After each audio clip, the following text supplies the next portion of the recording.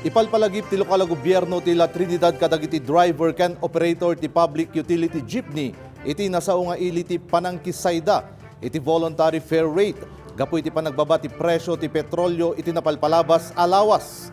Kanayon na report ti paay ni Audrey Villena.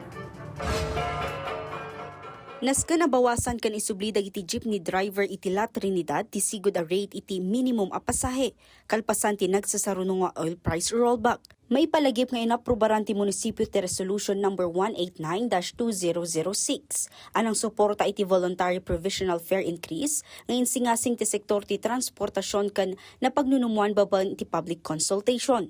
In case tatas ulit, pwede namang mag-issue ulit ng resolution ang Sangguniang Bayan. Usually, nagre-request naman yung ating mga public utility vehicle operators.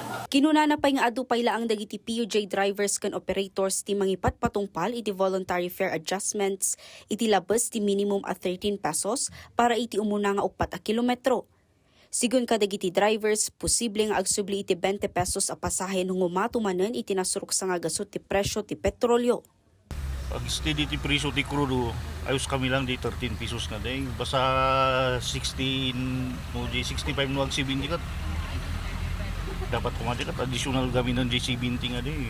Kabaulan pa lang dagiti sumagmamano a commuter kas kini Angel a may samot lang nga estudyante, tinaso a pasahe gaputa addamat ti binmabaan na ita. Nakukuha pa rin po yung exact amount na sukli. Basta sabihin lang na estudyante ka ganun. Pero kapag may time naman na syempre like naawa ka rin sa mga jeepney driver. So hindi mo na kinukuha or kahit wag mo nang sabihin na student ka ganun. Balbalakadan ti lokal a gobyerno ti La Trinidad dagiti drivers ang mangipat patungpal pay lang iti fare increase uray no addan ti na ipaulog a resolusyon. We encourage them na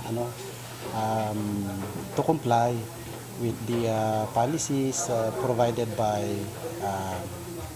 ng LTFRB or DOTR.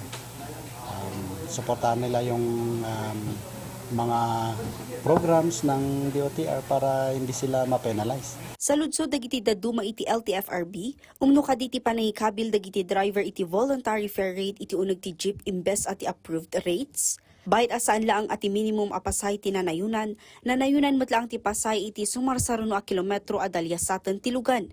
Isud gapuna nga adda ti pamasahe nga arig na nagdoble ng runa no adayo ti pagturungan. Audrey Villena para iti Pambansang TV, iti Baro a Pilipinas.